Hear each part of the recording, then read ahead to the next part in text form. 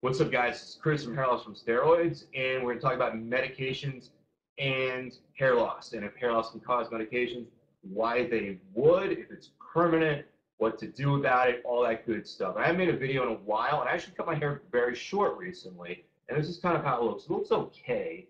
If I really wanted an aggressive hairline, I would go across here. I'm thinking about maybe doing that, but I've been shedding a lot of hair lately, and it's actually been from medication, so I can talk about this subject. It's nothing that I'm alarmed with at all. I mean, I've probably gone bald like 7 times over, but I've never, been totally in that state because I've always managed to get myself back to it because it's just temporary. And that's actually where we'll start off. You heard that I said that medications will, I just had shedding, okay? Medications can cause you to shed. And that's absolutely true. If you've seen my video on the difference between hair loss shedding and hair loss androgenic alopecia, you can take a look at that, and that is certainly on this subject. So in general, we're very much generalizing here, medications, and let me think of a few off the top of my head. Antidepressants, thyroid medication, um, prescription drugs of opiates, possibly, lesser on that. It was one I was specifically, anti-inflammatories, more so than probably painkillers and stuff like that. Anything that will affect either hormone levels, and we're not necessarily talking about DHT. In fact, we're not talking about DHT.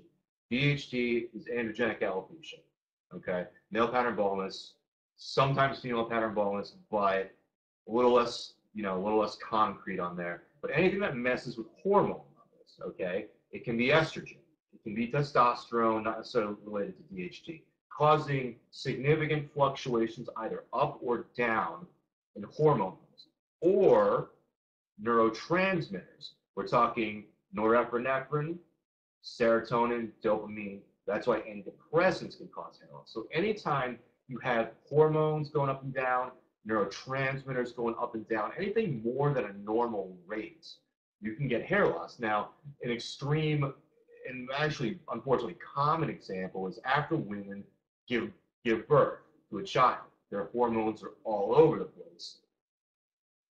In fact, they've been all over the place throughout the pregnancy, so that's why they see hair loss. Now, it usually normalizes, about 2 months after they've had the kid. So that's certainly possible and an example that most people be common with, even if they haven't experienced it. So anytime, like I said, hormones and neurotransmitters are going up and down, it can cause hair loss. Now, who gets this and who doesn't? The most likely people to get it are the people already prone to hair loss. Okay, there are some exceptions otherwise, but that generally seems to be the case. And this is actually maybe not something the medical community throws out there that specifically, but let me give you an example of what I've seen, and it seems to hold true for a lot of people that I've met. Okay, I'm prone to hair loss. When I've taken high doses of thyroid hormone for bodybuilding, for athletics, to lose weight, I tend to shed hair. Okay, that is just something that comes with the territory. It's pretty moderate, and I know it's coming back. The first time that happened, it definitely was disturbing, but it does come back. So I don't really worry about it. It is evidence that I'm taking too much, and I don't really do that stuff anymore. So. But from my experience, I would shed hair. I'm prone to it. Now, I have another friend that he's not prone to hair loss, but he's prone to anxiety and acne, being like skin problems, independent from high doses of testosterone. So he would take high levels of thyroid hormone, and he'd break out all over the place, and he'd have a ton of anxiety. So what that shows me is he's prone to that. I'm prone to hair loss, and both of these conditions manifest itself in that. I've also seen this with girls too, even girls that, believe it or not, out in LA, sure, they take thyroid hormone, even ones that have no business doing that. But anyway, the conditions that they're prone to seem to manifest itself. Dry skin is another one. I have a friend that has dry skin.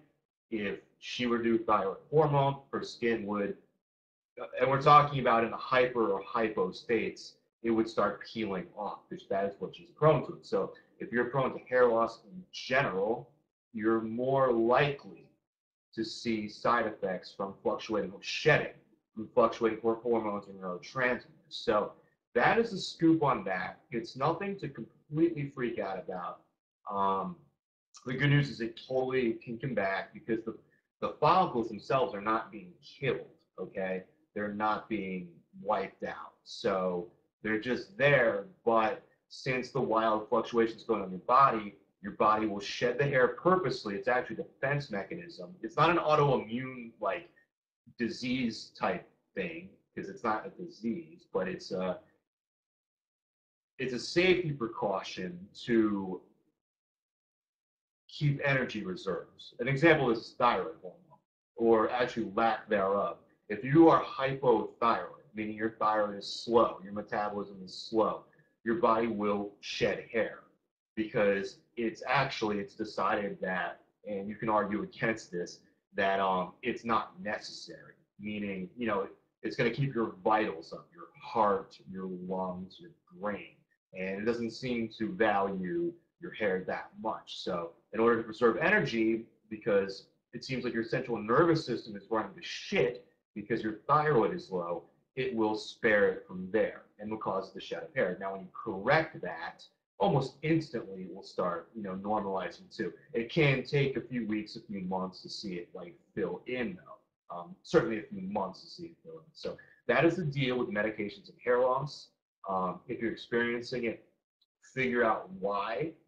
If you've been on a certain dose of something for a long time and then you're seeing it, it may not be that medication, but it may. It's a tough one to say, but likely if you're a woman, you're not getting like male pattern baldness. You're not getting it that way.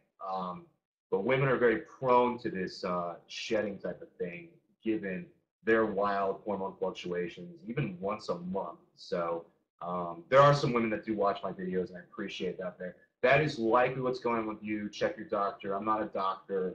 I've read a lot of research, but I'm not a doctor. I'm not even a lawyer. I dropped out of law school. So I hope you find this helpful. Helpful is the word.